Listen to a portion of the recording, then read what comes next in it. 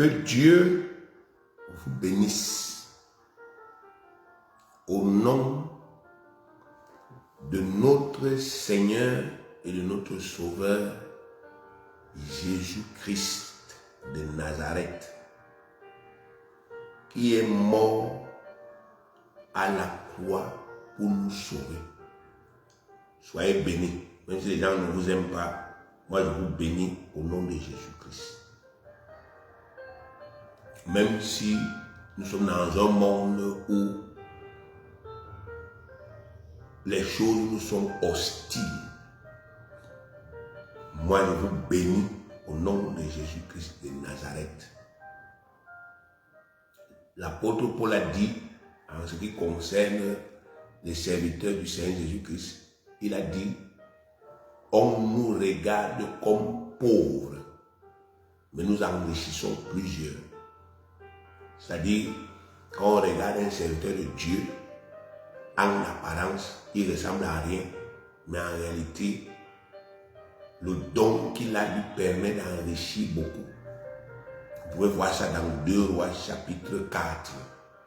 Vous allez voir qu'il y avait une femme de distinction. Quand on dit qu'une femme de distinction, ça veut dire une femme riche. Et elle était riche, elle était nantie, elle avait l'argent, elle était bien.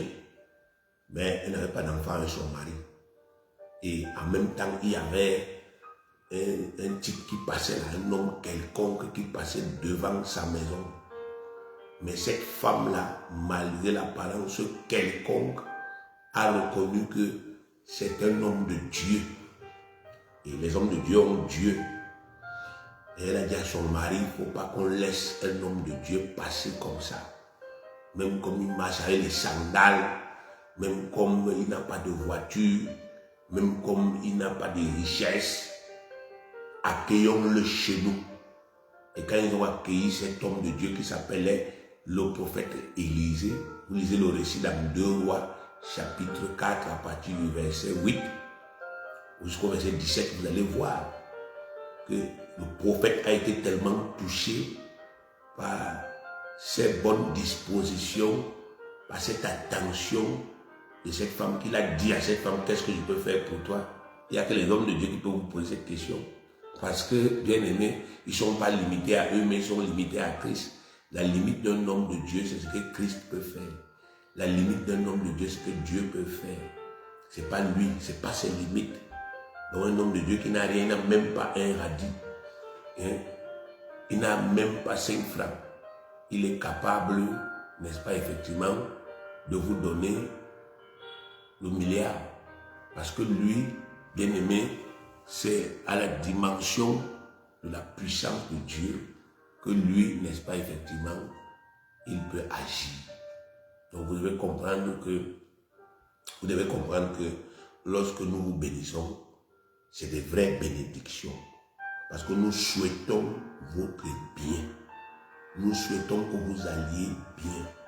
Nous souhaitons que vous vous portiez bien. Nous souhaitons que les choses aillent bien dans vos vies. Donc ne prenez pas ces salutations à la légère. Que Dieu vous bénisse abondamment au nom puissant de notre Seigneur, notre Sauveur Jésus-Christ. Alors, nous allons continuer avec notre 6e enseignement sur comment et pourquoi nous devons vivre sans aucune crainte. En ce qui concerne l'histoire du prophète Élisée avec cette... Je vous ai dit d'aller lire, vous allez voir qu'Élisée a déclaré la fécondité, il a déclaré l'accouchement et la femme l'avait accouché. Vous voyez, un type qui ne ressemblait à rien, mais c'est lui qui a apporté, n'est-ce pas, effectivement, la bénédiction de Dieu dans cette famille. Donc, recevez nos bénédictions dans tout ce que vous faites, dans vos entreprises, recevez nos bénédictions dans votre corps, recevez nos bénédictions dans votre âme. Si vous étiez stressé, que Dieu vous déstresse. Que Dieu vous déstresse au nom puissant de Jésus-Christ de Nazareth. Pendant que vous écoutez, si vous prenez le temps, vous sacrifiez 10, 15, 20, 30 minutes pour écouter, n'est-ce pas, effectivement, cette diffusion, que Dieu vous bénisse, qu'il bénisse votre maison, qu'il bénisse votre cœur, qu'il bénisse, n'est-ce pas, effectivement, votre travail, qu'il étende sa main sur vos enfants, Que le Seigneur bénisse, n'est-ce pas, effectivement, tout ce qui est à vous. Alors, nous poursuivons donc, comme je le disais tantôt, avec le 6e enseignement, comment et pourquoi nous devons et nous pouvons vivre sans aucune crainte.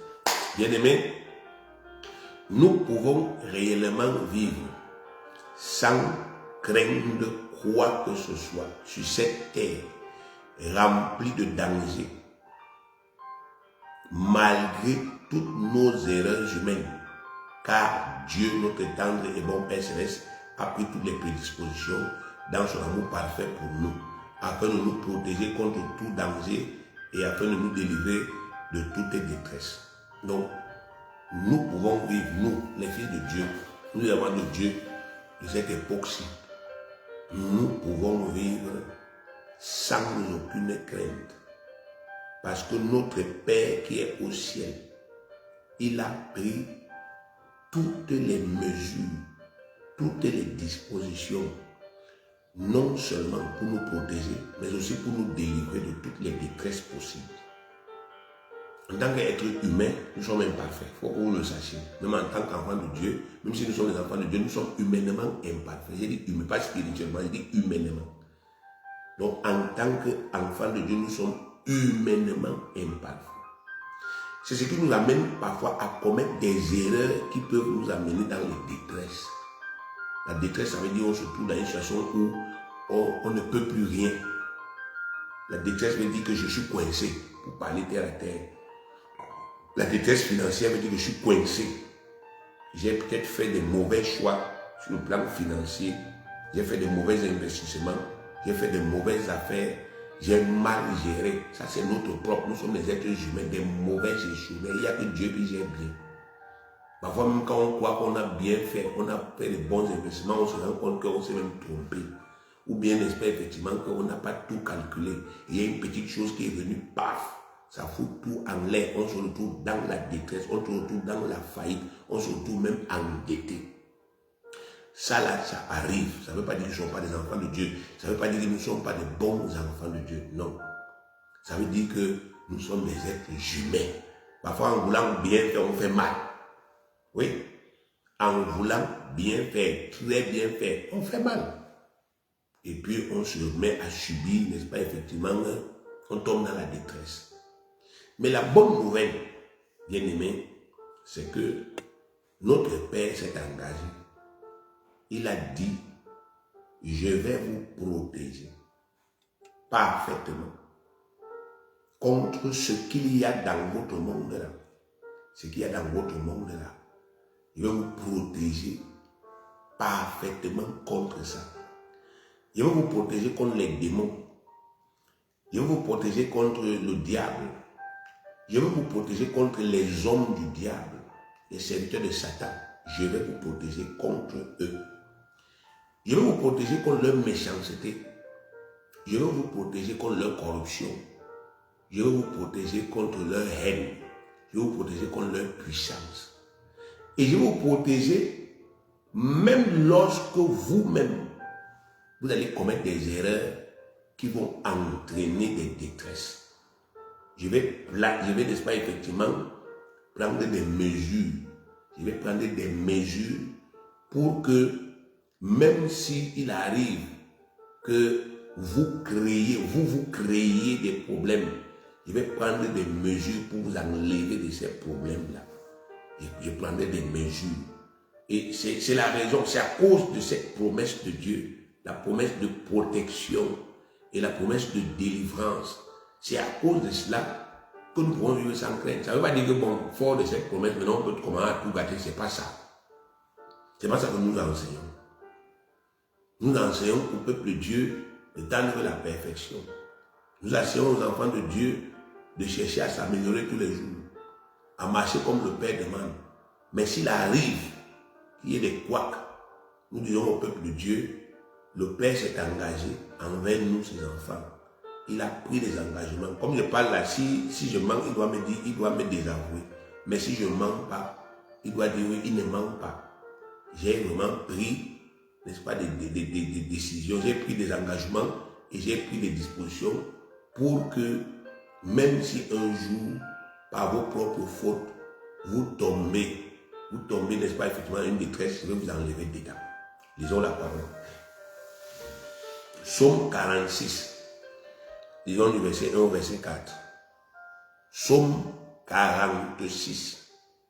Il est écrit: au chef des chantres, des fils de Corée. Donc c'est le psaume des fils de Corée. Sur Alamoth, cantique. Verset 2. Dieu est pour nous un refuge et un appui, un secours qui ne manque jamais dans la détresse. Je reprends. Dieu est pour nous un refuge et un appui, un secours qui ne manque jamais dans la détresse. C'est pourquoi nous sommes sans crainte quand la terre est bouleversée et que les montagnes chancellent au cœur des mers, quand les flots de la mer mugissent, écument, se soulèvent jusqu'à faire trembler les montagnes. Pause. Est-ce que vous entendez ce que nous sommes dit ici? Dieu est pour nous un refuge. Dieu c'est qui? C'est le Créateur. Et il dit que pour nous, il est un refuge. Un refuge, c'est une cachette dans laquelle on est protégé. Par exemple, quand vous regardez les gens qui vont faire de l'alpinisme dans les montagnes, il y a des refuges parce que quand vous allez dans les montagnes, c'est un environnement très hostile. Donc, à tout moment, il peut y avoir ce qu'on appelle les éboulements. Donc, vous voyez comment la neige descend comme ça, et vous êtes là-dedans, vous êtes, n'est-ce pas, effectivement coincé, vous mourrez. Il fait très froid, parfois dans cet environnement-là. Mais vous allez vous rendre compte qu'on a construit des refuges. Donc, il y a des maisons là-bas, mais ce sont des maisons pas comme les autres, ce sont des maisons sécurisées. Et il y a tout dedans dans la maison. Il y a l'électricité, il y a la nourriture, il y a l'eau, il y a le téléphone. Ça veut dire que quand vous êtes à l'intérieur, même s'il y a quoi dehors, ça ne peut pas vous atteindre. Donc c'est cette idée que Dieu voudrait, n'est-ce pas, effectivement, nous communiquer à travers ce qu'il dit ici. Il dit, je suis pour vous un refuge. Donc je suis pour vous un abri. Un abri. Quelqu'un qui vous abrite. Moi, Dieu, je vous abrite. C'est la vérité, hein? Mais ça doit devenir notre vérité. Donc il dit, je vous abrite. Je vous abrite. Vous connaissez le psaume 91, verset 1. Celui qui demeure sous l'abri du Très-Haut repose à l'ombre du Tout-Puissant. Donc ici il dit, je suis pour vous un refuge, c'est-à-dire un abri. Et il dit, je suis un appui. Un appui, c'est un soutien. Quand vous avez un appui, ça veut dire que vous avez quelqu'un qui vous soutient.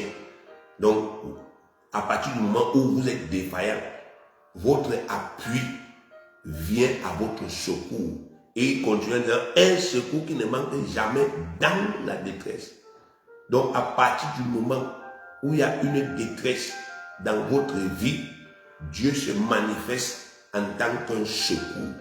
À partir du moment où il y a un danger, Dieu se manifeste par son esprit en tant qu'un refuge. À partir du moment où nous sommes dans une bataille, dans un combat, on a besoin d'une force qui vient nous soutenir. Dieu se manifeste comme un appui. Voilà. Donc, vous voyez, en un seul verset, tout ce qu'il nous dit.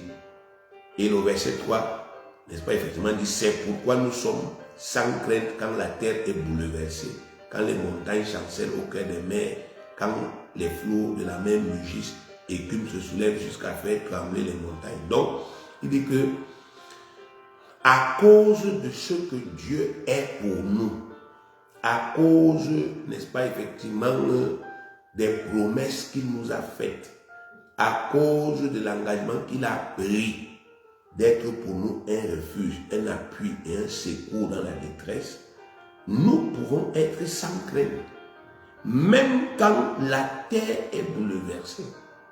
Et il y a tellement de bouleversements aujourd'hui, particulièrement dans notre pays, le Cameroun. Vous savez que nous sommes en train d'attendre nous sommes en train d'aller vers une élection présidentielle qui aura lieu en octobre. Et vous savez que ça bouillonne un peu partout dans le pays. L'adversaire est en train de tout faire, le diable est en train de tout faire, il est en train d'agiter les gens, afin que, n'est-ce pas, cette élection tourne au chaos, que ça tourne, n'est-ce pas, effectivement, au vinaigre. Mais Dieu nous dit que restez tranquille, même quand il y a des bouleversements. Il y a les bouleversements sociaux, il y a les bouleversements économiques. On dit il y a la crise, l'année ci sera comme ça. Il y a eu dernièrement, il y a eu le bouleversement de la COVID-19. Mais Dieu dit que vous, le peuple de Dieu, mon peuple, mes enfants, et vous êtes sans crainte. Vous devez rester sans crainte malgré ces bouleversements-là. Même quand il dit même quand les montagnes chancellent au cœur des mers. Vous savez qu'il y a des montagnes dans la mer. Il dit que quand ces montagnes qui sont au cœur des mers chancellent, vous imaginez ce que ça peut produire. Il dit que les flots de la mer mugissent, écument, se soulèvent jusqu'à ça fait trembler les montagnes. Il dit que même s'il y a quel type, n'est-ce pas, effectivement, de bouleversement sur le plan sociétal, sur le plan économique, sur le plan planétaire, à cause de ce que Dieu est pour nous, nous sommes sans crainte. Donc, ce texte que nous venons de lire confirme bien, n'est-ce pas, effectivement, que nous, enfants de Dieu, nous pouvons et nous devons vivre sans crainte, malgré la présence du diable. Ce n'est donc pas une invention de l'homme de Dieu que je suis. Moi-même, n'est-ce pas, il y a des périodes de ma vie où, bien aimé, je suis en proie, comme tout le monde, à la crainte, parce que ma vie est menacée, parce que je vis des phénomènes négatifs. Vous savez, les gens ont l'impression que nous, on ne vit jamais ce qui est mauvais. Ils se trompent. On vit des phénomènes négatifs, on vit des mauvaises choses, on vit des attaques, on vit des sécheresses. Oui, on vit ces choses-là. Des sécheresses, on vit des périodes où on n'a même pas un radis, on n'a même pas 5 francs. On vit comme ça. Il y a des gens qui sont là, lorsqu'ils nous voient à Internet, ils ont l'impression que non.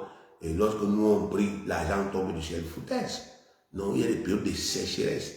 On vit de la manne. C'est Dieu qui pourvoit, il nous donne 100 francs, il nous donne 10 000, il nous donne 2 000 et on mange avec. Donc, il y a des périodes là où, n'est-ce pas, effectivement, on est obligé de jeûner. Le matin jusqu'au soir, vous ne mangez pas. Vous jeûnez. Parce que ce sont des périodes difficiles. Les périodes où les esprits diaboliques, n'est-ce pas, s'acharnent afin, n'est-ce pas, effectivement, de nous faire du mal. Mais d'une manière ou d'une autre, Dieu nous tranquillise toujours. Il y a les attaques, il y a les périodes de maladie. Il y a quelques temps, j'ai été malade. Il y a les périodes de maladie où on voit les enfants sont malades. Mais on doit lutter jusqu'à la guérison. Et en attendant que la guérison se manifeste, on est confiant. Donc il y a beaucoup de phénomènes négatifs que nous pouvons vivre sur la terre. Mais Dieu nous dit, il a pris des dispositions, il a pris des mesures pour nous délivrer de la détresse. Et il a pris des mesures pour nous protéger de tout mal, quelle soit la nature de ce mal-là. Si Dieu nous dit, j'ai pris des mesures, nous devons le croire. Ésaïe 41, verset 10 dit, ne crains rien car je suis avec toi. Ne crains rien car je suis avec toi. Ne promène pas des regards inquiets car je suis ton Dieu. Je te fortifie, je viens à ton secours, je te soutiens de ma droite triomphante. Dieu dit ici, ne crains rien. François, si tu t'appelles François, ne crains rien François, mon fils. Ne crains rien Anne, ma fille. Ne crains rien Marie. Je suis avec toi. Je suis avec toi. Tu ne me vois pas certes, parce que je suis esprit et je suis invisible aux yeux humains. Mais ça ne change rien. Ma parole est l'expression de ma volonté. Moi, Dieu, je ne dis jamais aux gens une chose qui n'est pas vraie, une chose en laquelle je ne crois pas, une chose que je ne peux pas faire, une chose qui peut me dépasser. Donc quand je dis quelque chose, j'assume. Je mesure, je pèse, n'est-ce pas, effectivement, mes mots avant de parler. Et je connais toutes choses. Donc je sais quels sont les problèmes qui peuvent arriver dans la vie d'un homme. Je sais quels sont les besoins d'un homme. Donc quand je dis à quelqu'un que ne crains rien quand je suis avec toi, ça veut dire que j'ai déjà pesé le pour et le contre. J'ai déjà vu tout ce qui peut arriver dans la vie de cet homme. J'ai déjà vu toutes les attaques. J'ai déjà vu tous les problèmes. J'ai déjà vu toutes les chutes. J'ai déjà vu tous les besoins. J'ai déjà vu, n'est-ce pas, toute l'adversité. J'ai déjà tout mesuré. Et j'ai, n'est-ce pas, effectivement, j'ai jugé que ça ne peut pas me dépasser. Et c'est pour cela que je dis à cet homme-là que j'ai choisi, ne crains rien. J'ai dit à cette femme que j'ai choisie, ne crains rien. Je suis avec toi. Dieu ne nie pas. Je l'ai déjà dit dans un enseignement précédent, Dieu ne nie jamais les dangers. Dieu ne dit pas, il n'y a pas de danger. Dieu ne dit pas, tu n'es pas menacé. Dieu ne dit pas que ça ne fait pas mal. Dieu ne dit pas que ce n'est pas pénible. Dieu ne dit pas que ce n'est pas mauvais. Il dit que c'est vrai que c'est mauvais. Mais je suis là. Ne crains rien, car je suis avec toi. Ne promène pas des regards inquiets, car je suis ton Dieu. Ne regarde pas à gauche et à droite. Je veux même m'adresser à qui? Si tu n'as personne, adresse-toi à Dieu. Si tu as quelqu'un, adresse-toi à lui. Mais ne mets pas ton cœur là-bas. Adresse-toi comme tu peux t'adresser à un frère ou à une soeur. Mais ne te dis pas que c'est ton Dieu là-bas. Fais cela parce que c'est naturel de le faire. Mais sache que tu as Dieu. Il est avec toi. Adresse-toi aussi à lui. Même si tu t'es adressé à l'homme, adresse-toi encore à Dieu. Dis à Dieu que Seigneur, je me suis adressé à tel, mais je m'adresse à toi en premier. Je suis dans la détresse, sauve-moi. Je suis dans l'espace, c'est chaud dans moi, sauve-moi, enlève-moi de là. Il dit, ne promène pas des regards inquiets, car je suis ton Dieu. Il dit, je te fortifie, je viens à ton secours, je te soutiens de ma droite triomphante. Il dit que je ne t'ai pas abandonné, je ne t'ai pas livré. Souvent, n'est-ce pas, effectivement, quand ces phénomènes arrivent, on a l'impression que Dieu nous a livrés. Il dit, non, je ne t'ai pas livré. Je suis en train de te fortifier. J'exerce tes mains au combat. Je t'apprends à résister. Je t'apprends à supporter. Je t'apprends à tenir ferme. Je suis en train de rendre fort. Tout ce qui se passe là, je sais. Je permets, ça s'appelle l'idiome de permissivité. Je laisse. Je ne laisse pas pour te tuer. Je laisse pour t'affermir. Si ça devait te tuer, je ne vais jamais permettre. Il a dit quelque part, je ne permettrai jamais que tu sois tenté au-delà de tes forces. Je viens à ton secours, je vais te secourir. Donc je vais t'enlever de là. Je vais t'apporter mon secours. Tu ne sais pas comment, tu ne sais même pas quand. Mais je te dis que je vais te secourir et je vais te secourir à temps. Je vais te secourir à temps. Il dit, je te soutiens de ma droite triomphante. Ma force est avec toi. Même si c'est chaud, appuie-toi sur ma force.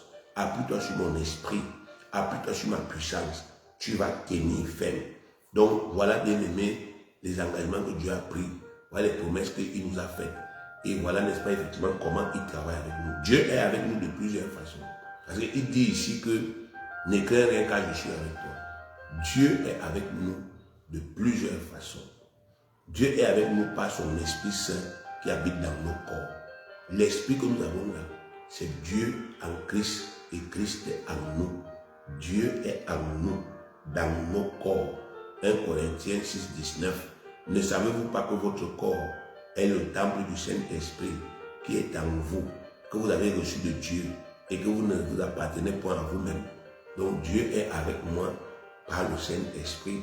Pourtant, quand je ne suis pas focalisé sur ça, je suis perdu. Je suis perdu. Je me dis, ah Seigneur, je suis seul. Ah Seigneur, je suis faible. C'est ce que je dis. Parce que, n'est-ce pas, effectivement, je perds de vue la présence spirituelle de Dieu. Vous savez, quand on voit sa femme à côté, on dit on n'est pas seul, on a sa femme. Quand on voit ses enfants, on dit on n'est pas seul, on a les enfants. Parce que c'est une présence physique. Mais la présence de Dieu n'est pas physique. Elle est spirituelle. Elle est spirituelle. C'est un esprit que Dieu nous donne. Et c'est cet esprit qui est sa présence. Nous devons donc être conscients qu'il y a un esprit en nous. Et cet esprit est la présence de Dieu. 1 Jean 3, verset 24. 1 Jean 3, verset 24. Celui qui garde ses commandements demeure en Dieu et Dieu en lui. Et nous connaissons qu'il demeure en nous par l'esprit qu'il nous a donné.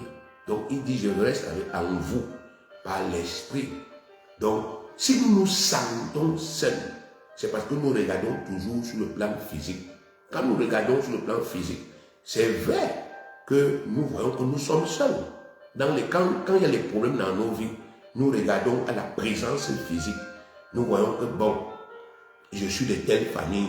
Dans cette famille-là, même si tout le monde se rassemble, ils ne peuvent pas me donner 5 millions. Donc je suis seul dans ce problème, je suis seul. Vous voyez, on regarde la présence physique. Mais en réalité, si on regarde la parole de Dieu, on se rendra compte que nous ne sommes pas seuls. On a un esprit en nous. Et cet esprit-là, c'est Dieu. C'est ça que le Père veut faire entrer dans nos têtes. L'esprit qu'il y a en nous, c'est Dieu qui est en nous. C'est Dieu. Et il est seulement invisible, mais il est efficace, il est puissant, il est suprême comme Dieu. Il est puissant comme Dieu. Il est fort comme Dieu. Il est bon comme Dieu, parfaitement bon. Il est doux comme Dieu. Donc il peut opérer en nous exactement comme Dieu, n'est-ce pas, le ferait. C'est pour ça que Dieu nous a donné cet esprit. Lorsque nous nous tournons vers cet esprit, la peur commence à partir. Là, nous comprenons que mais je ne suis pas vide. Quand nous voyons un démon en opération, le démon est en train d'opérer, ça peut nous effrayer parce que nous voyons la manifestation du démon. Et la manifestation du démon, elle est effrayante. Mais quand nous rentrons en nous-mêmes et nous regardons à la parole, nous voyons que, hey, c'est vrai, c'est un démon. C'est vrai, il est en train de se manifester de telle manière. Mais moi, j'ai l'esprit en moi. J'ai cette puissance en moi. Alors, à partir de ce moment-là, nous ne nous sentons plus effrayés. Nous n'avons plus peur. Parce que nous savons que ce que nous avons en nous dépasse ce que nous voyons. Nous voyons la maladie, elle est effrayante. C'est la vérité. Moi, je prie depuis longtemps pour les gens qui sont malades. Mais je peux vous dire que souvent quand vous arrivez, on vous appelle pour venir prier pour un malade. Parfois, quand vous voyez les effets, ou bien quand vous entendez le diagnostic est effrayant. Parce que c'est une œuvre du diable. La maladie vient du diable. Et lorsqu'on vous parle des effets, ou bien on vous décrit une maladie, ça ne peut pas vous encourager. Mais quand vous vous arrêtez, ce qui m'a souvent donné le courage, c'est quoi? Parce que je sais que j'ai un esprit. Donc à un moment, il dit, ah, dis donc, laisse ça. C'est grave pour vous. Satan, ça c'est grave pour toi. Mais pas pour Christ qui est en moi. Pas pour l'esprit qui est en moi. Et c'est là où c'est important pour nous de pratiquer constamment, de parler en langue. Parce que nous prions constamment en langue, donc nous pratiquons constamment la présence de Dieu, la présence de cet esprit. Donc nous savons que nous ne sommes pas seuls. Donc Dieu est avec nous par l'esprit. Dieu est encore avec nous par ses saints anges qu'il a affectés à notre service. Beaucoup d'entre nous, nous occultons cette vérité. Mais il y a des anges qui sont avec nous et qui ont été affectés à notre protection. Ce sont des anges spéciaux qui ont été affectés pour nous protéger. Regardez le psaume 34, verset 8. L'ange de l'Éternel campe autour de ceux qui le craignent et il les arrache au danger. L'ange de l'Éternel, envoyé par l'Éternel, notre Père, campe autour de ceux qui le craignent et il les arrache au danger. Je me souviens que quand j'avais rencontré le Seigneur, quand j'avais cru, je quittais souvent le carrefour Régie, pour ceux qui connaissent Yaoundé, pour aller à l'église à Madagascar. Et parfois, on finissait certains programmes tard dans la nuit. Mais je rentrais si je n'avais pas d'argent.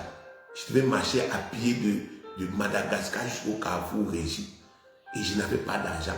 Mais bien aimé, c'était une période où on disait que dès que tu entres dans la briqueterie, là, dans la nuit, tu es mort. Mais moi, je passais là-bas dans la briqueterie, là, toutes les nuits, parce que je connaissais déjà un peu tous les raccourcis pour venir sortir à l'école de police. J'entrais là-bas à la briqueterie. Je parlais en langue. Et je n'ai jamais été agressé. Je rentrais chez moi, je marche à pied, j'arrive à la maison. Je n'ai jamais été agressé. Parce qu'il y a des anges que Dieu a affectés pour nous protéger. Nous ne sommes pas seuls. Regardez Apocalypse chapitre 19. Apocalypse chapitre 19, au verset 10. Et c'est-à-dire l'apôtre Jean dit ici, je tombais à ses pieds pour l'adorer. C'est-à-dire il y a un ange qui était en train de montrer des révélations à l'apôtre Jean.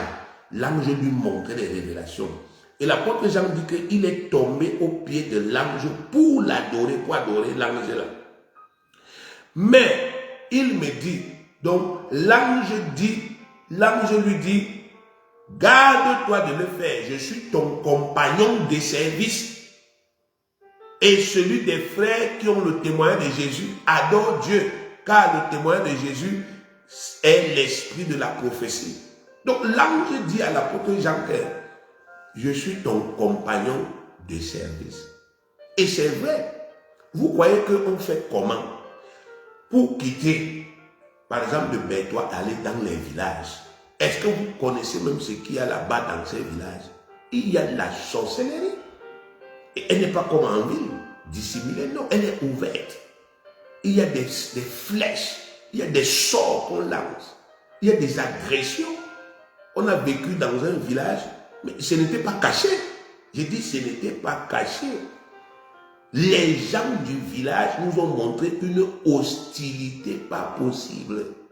Mais nous-mêmes, on voyait qu'il y a une puissance qui les empêche de nous arrêter avec les mains. Vous imaginez tout un village. Là où on prêchait dans une salle, dans un foyer. Mais ils ne venaient pas, ils n'entraient pas. Ils restaient dehors. Seuls les étrangers qui étaient dans le village venaient entrer dans le foyer. Mais les autochtones restaient dehors, animés de haine, de méchanceté. Ils nous ont refusé tout dans ce village. Ils ont refusé l'eau, ils nous ont refusé la nourriture, on n'a rien pu acheter. Donc pour acheter quelque chose à manger, on sortait, on partait dans les villages voisins, chercher quelque chose pour manger. Mais nous sommes sortis de là sans égratignure. On n'est pas tombé malade de quelque manière que ce soit, malgré leurs flèches. Parce qu'il y a des anges que Dieu avait envoyés à notre protection. Donc, à partir du moment où nous prenons conscience que Dieu ne nous a pas abandonnés, que nous ne sommes pas seuls. Un, nous avons son esprit en nous. Et deux, il y a ces anges qui sont avec nous. La peur commence à disparaître. Vous faites comment quand vous prenez, n'est-ce pas, effectivement, votre véhicule, ou bien quand vous entrez dans un bus, vous faites comment pour ne pas avoir des accidents?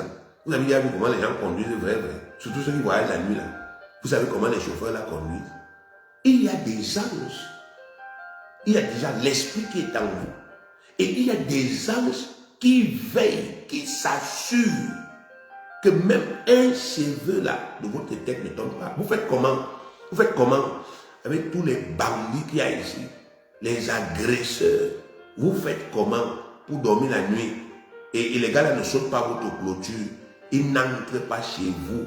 Et ils viennent vous égorger la nuit pour voler. Vous faites comment? Parce qu'il y a des anges qui sont là. Ils ne sont pas visibles, mais ils veillent au grain. Quand un bandit essaie de traverser, il lui dit hey, dégage. Il se matérialise si c'est nécessaire au bandit. Le bandit voit et le bandit dit hey, donc il y a un gardien, c'est comme ça. Oui. Mais nous devons être conscients de cela parce que la parole de Dieu nous le dit. Apocalypse 22, verset 9. Apocalypse 22, verset 9. Mais il me dit toujours la même chose, le même ange. Garde-toi de le faire. Je suis ton compagnon de service et celui de tes frères les prophètes et de ceux qui gardent les paroles de ce livre. Adore Dieu. Donc il y a des anges qui nous protègent parce que nous gardons les paroles de Dieu. Nous gardons les paroles de Dieu dans un monde où, bien aimé, quand vous dites que je suis pour Dieu, on a envie de vous assassiner. Dans votre lieu de service, il suffit que vous commenciez à dire aux gens, écoutez, Jésus est le Christ, il faut croire en Jésus, que les gens commencent à vous prendre en grippe, que les gens commencent à manifester leur hostilité dans votre établissement scolaire, dans votre quartier. Vous vous rendez compte, nous sommes dans un monde hostile au christianisme, hostile à la parole. Donc nous travaillons dans des contextes hostiles, mauvais, méchants. Dieu ne pouvait pas quand même nous laisser comme ça. Il a pris des dispositions. Dieu est avec nous, bien-aimés, par la charité que nous manifestons les uns envers les autres et qui est le lien de la perfection. Dieu est avec nous par la charité. Au cas où vous ne le savez pas, dans la charité, il y a Dieu dedans. 1 Jean 4, 12. Personne n'a jamais vu Dieu. Si nous nous aimons les uns les autres, Dieu demeure en nous et son amour est parfait à nous. Vous entendez ça? Dieu est avec nous. La charité. Je suis coincé. Je ne sais pas comment faire. Mais un frère me manifeste la charité. Donc il prend la place de Dieu. Il me décoince. Vous voyez ça? C'est très important. Vous voyez? Je n'ai pas où habiter. Je n'ai pas de maison. Mais un frère prend la place de Dieu. Il me donne un logement. Ça, c'est Dieu. C'est comme ça que Dieu est avec nous. Par la charité. Dieu nous inspire d'être charitables les uns pour les autres. Je suis comme ça. J'ai 20 000 dans mes poches. Et un frère m'appelle. Il me dit qu'il a un problème de 15 000. Je prends 20 000, 15 000, je fais comment? Je lui donne. Je viens de pratiquer la charité. Je viens de lui montrer que Dieu est là. Et que sur la terre, il n'a pas besoin d'avoir peur. Donc, au fur et à mesure que nous pratiquons la charité, les uns vis-à-vis les autres, bien aimés, Dieu se manifeste avec nous. Et parfois, des problèmes qui devaient nous coincer, on arrive à bout de ces problèmes-là. Simplement en pratiquant, n'est-ce pas, cette charité-là. 1 Jean chapitre 4, le verset 16, voilà ce qui est écrit. Et nous avons connu l'amour que Dieu a pour nous et nous y avons cru. Dieu est amour et celui qui demeure dans l'amour demeure en Dieu et Dieu demeure en lui. Donc, à partir du moment où, bien aimés, nous demeurons dans l'amour, c'est fini. Qui peut détruire nos assemblées? C'est pour cela, bien aimés, qu'on a des difficultés à comprendre comment est-ce que des frères, comment est-ce que des sœurs, avec tout l'amour qu'on leur montre, comment ils peuvent encore être mauvais vis-à-vis de l'assemblée? Comment ils peuvent encore venir à l'assemblée pour venir gâter l'assemblée? On ne comprend pas. L'assemblée est notre arbre de paix. La maisonnée chrétienne, c'est notre arbre de paix. C'est là où on se sent en sécurité. C'est là où on se sent, n'est-ce pas, effectivement, entouré. Mais il y a des gens qui viennent encore pour gâter. Il y a des gens qui viennent encore créer le désordre. Oui, que l'adversaire qui est le diable, il ne se fatigue pas de travailler. Il travaille même en nous utilisant nous-mêmes pour détruire tous les avantages que Dieu nous a donnés. Et il faut se réveiller. Il faut se réveiller et il faut prier. Et il faut sensibiliser les gens pour que les gens se réveillent. Dieu est avec nous, bien-aimés, par sa parole, qui est notre lumière dans ce monde des ténèbres. La parole de Dieu, c'est Dieu qui est avec nous. 1 Jean 3, verset 24. Celui qui garde ses commandements demeure en Dieu et Dieu en lui. Et nous connaissons qu'il demeure en nous par l'Esprit qu'il nous a donné. Je l'ai déjà lu. Donc, il parle des commandements de Dieu. Si, bien aimé, nous n'avions pas cette lumière, qu'est-ce qu'on ferait? Qu'est-ce qu'on ferait? La parole est là pour nous éclairer dans ce monde-ci. La parole nous explique le spirituel qu'on ne voit pas. La parole nous enseigne. Sinon, on serait dans le spiritisme, nous tous. Aujourd'hui, il y a des gens qui sont dans le spiritisme. Je parle du spiritisme. Ils croient qu'ils font la parole de Dieu, mais ils sont dans le spiritisme. On les fait acheter des huiles, on les fait acheter des cailloux, on les fait acheter des mouchoirs, soi-disant pour avoir des bénédictions. Moi, j'ai même vu, n'est-ce pas, effectivement, des prédications où un homme de Dieu dit que, bon, voilà mon numéro, vous envoyez à partir de $700. Mais mon frère, si le gars n'a pas $700, il fait comment? Donc, beaucoup de gens sont dans le spiritisme. Ils sont dans le spiritisme parce qu'ils ne connaissent pas la parole. Mais la grâce que nous avons, c'est que nous connaissons la parole. Et quand l'adversaire vient pour nous posséder, quand l'adversaire vient pour nous tenter, quand l'adversaire vient pour, n'est-ce pas, effectivement, nous faire du mal, la parole de Dieu nous éclaire. Nous savons que ici c'est faux, ici c'est vrai. On fait des bons choix. Donc la parole de Dieu, c'est aussi la présence de Dieu. Dieu est avec nous par la croyance et la communion avec son Fils, Jésus-Christ notre Seigneur. 1 Jean 4, 15. Celui qui confessera que Jésus est le Fils de Dieu, Dieu demeure en lui et lui en Dieu. Dieu demeure en lui et lui en Dieu. Donc, simplement parce que nous avons confessé Jésus-Christ comme le Fils de Dieu, Dieu est avec nous. Il est là. Puisque nous avons cru, il est avec nous. Jean 15, verset 1, oui. Je suis le vrai cep, c'est Jésus-Christ qui parle. Je suis le vrai cep et mon Père est le vigneron. Tout sarment qui est en moi et qui ne porte pas de fruits, il le retranche. Et tout sarment qui porte du fruit, il le monte afin qu'il porte encore plus de fruits. Déjà, vous êtes purs à cause de la parole que je vous ai annoncée. Demeurez en moi et je demeurerai en vous. Comme le sarment ne peut de lui-même porter du fruit s'il ne demeure attaché au cep, ainsi vous ne le pouvez non plus si vous ne demeurez en moi. Je suis le cep, vous êtes les sarments. Celui qui demeure en moi et en qui je demeure porte beaucoup de fruits, car sans moi vous ne pouvez rien faire. Si quelqu'un ne demeure pas en moi, il est jeté dehors comme le sarment et il sèche. puis on ramasse les sarments et on les jette au feu et ils brûlent. Si vous demeurez en moi et que mes paroles demeurent en vous, demandez ce que vous voudrez et cela vous sera accordé. Vous entendez ça? Demandez ce que vous voudrez et cela vous sera comment? Accordé. Verset 8. Si vous portez beaucoup de fruits, c'est ainsi que mon Père sera glorifié et que vous serez mes disciples. Donc, bien aimé, le commandement que Dieu nous donne de ne rien craindre n'a absolument rien de fictif. Au contraire, c'est un ordre rempli de bon sens, car toutes les mesures sont déjà prises pour nous protéger contre les dangers possibles et pour nous délivrer amoureusement de toutes les détresses envisageables. Aujourd'hui, bien aimé, c'est ce que Dieu attend de nous. Dieu ne vous dit pas, n'ayez pas peur pour rien.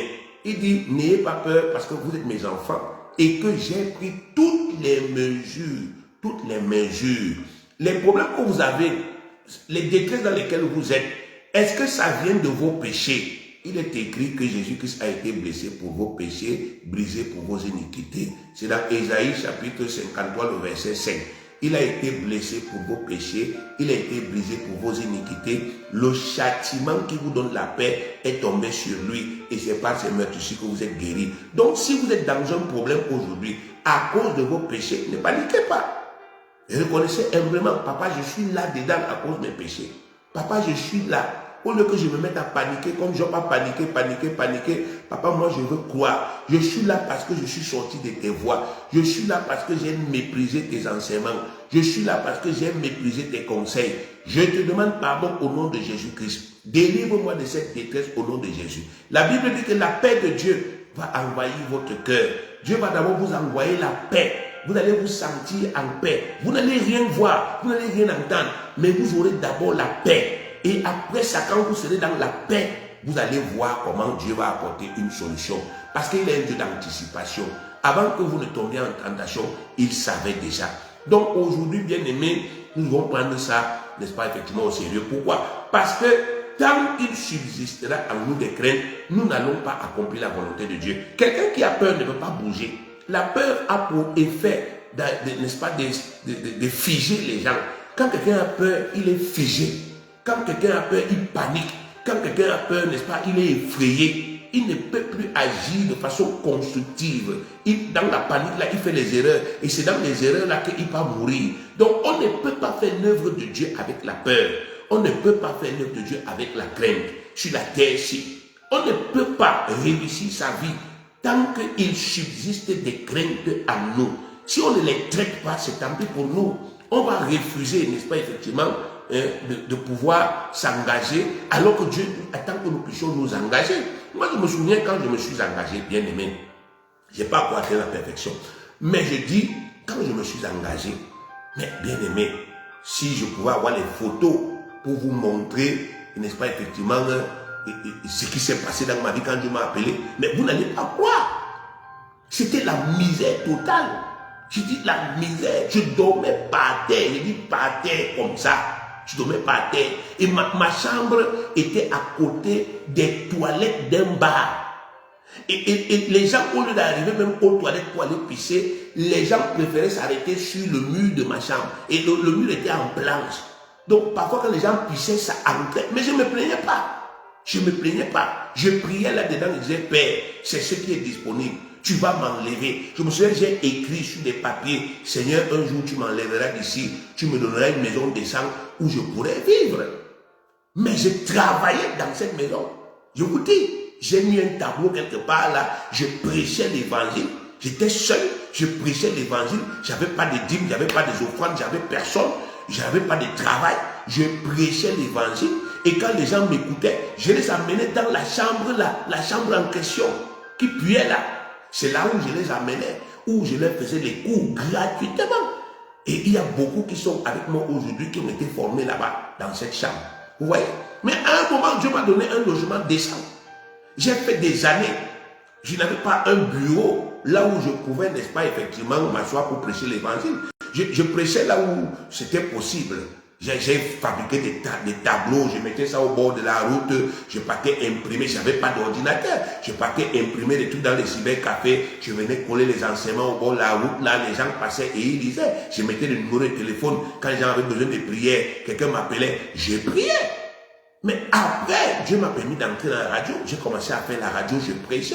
Après des années, Dieu m'a permis d'avoir un bureau là où je pouvais prêcher. Donc, bien aimé, s'il y avait la crainte à moi, ah Seigneur, je vais m'engager aujourd'hui, que j'ai quoi, je vais faire comment, je n'allais jamais bouger. Et aujourd'hui, 20 ans plus tard, je serai au même niveau. Parce que la crainte a pour but de nous figer. Les gens n'entrent pas dans les projets parce qu'ils ont peur. Ils ne s'engagent pas dans le mariage parce qu'ils ont peur.